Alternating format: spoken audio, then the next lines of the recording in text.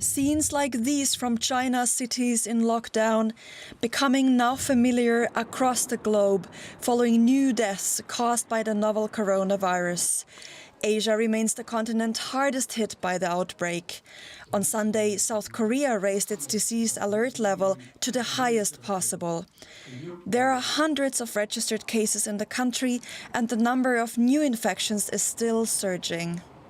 I'm concerned, as there are a lot of people infected now.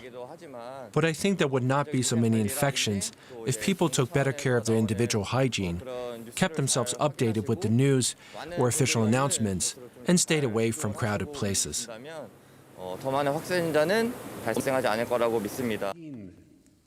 Meanwhile, the COVID-19, commonly known as the coronavirus, is becoming increasingly political.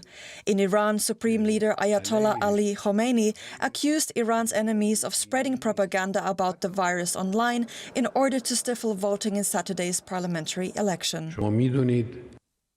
You know how massively they worked, using various platforms to lower voter turnout. The last pretext they resorted to was this coronavirus, which has scared many. However, Iranians accuse their leadership of hiding the real scope of the outbreak. We don't know what's true and what's false, since the government is constantly lying to us. Health experts say maintaining a healthy immune system is key to fighting off the virus. Protective masks are now the dominant picture of residents on alert. In the Philippines, this wedding reception even required attendees to wear facial protection. As the global coronavirus outbreak still needs to be contained, taking care of one's personal hygiene has for some become the ultimate expression of love. Authorities in Italy have imposed a travel ban on about a dozen towns in the north of the country, an effort to prevent the spread of the coronavirus. 2 people in Italy infected with the virus have died, and officials there are reporting about another 80 confirmed cases. Some 50,000 people are affected by the lockdown, which is near the city of Milan. The small town of Codogno is at the epicentre of the outbreak there. The streets of Codogno were empty on Saturday evening.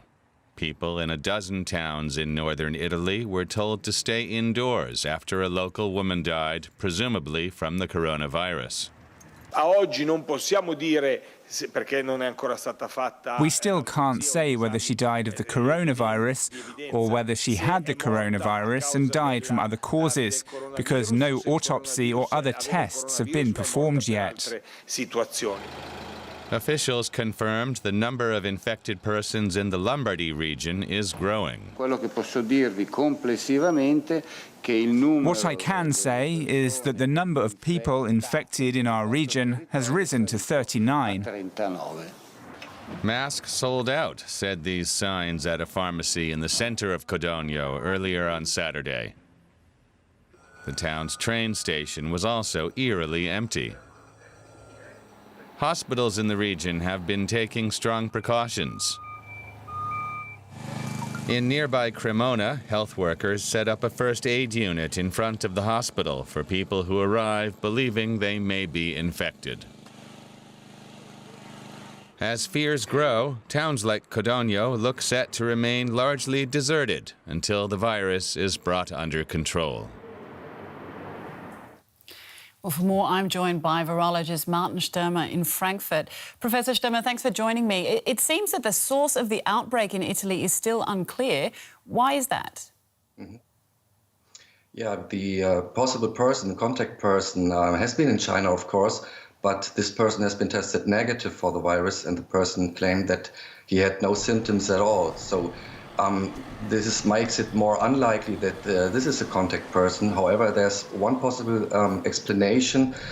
It depends on when the meeting between these two persons was maybe some days ago, and maybe at this time the person still was positive for the virus and recovered in the meantime. And that it's the only explanation I have up to now to explain this cluster.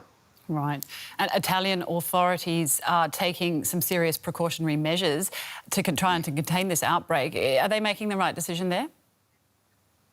They do the best they can. They try to avoid person-to-person contact as much as possible, and they try to avoid people traveling into this region and traveling outside this region. So they do the best they can, actually. And Chinese authorities are reporting that the incubation period, which was originally thought to be 2 weeks, could actually be a lot longer. How likely is that?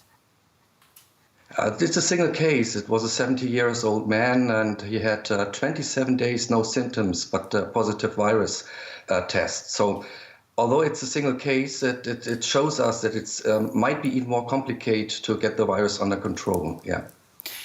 One of the latest countries to be affected by the outbreak is Iran, with 28 confirmed cases at the moment and 6 deaths. How serious is the situation there? Yeah, I think it's serious because if you calculate the numbers of deaths compared to the numbers of infected people they report, for me it seems that we have more people infected without knowing that actually. So it's serious there, yeah. With the exception of Egypt, Africa hasn't been yet affected by the outbreak, but the World Health Organization has warned that African health systems aren't well equipped enough to cope with a potential outbreak. What needs to be done there? Yeah, it's the best way is to spend as much efforts and as much money as we can to prepare them for having the virus in their countries. However, I'm not sure whether it's possible. We hopefully the virus will not come to Africa. Martin Stürmer is reporting for us from Frankfurt. Thank you.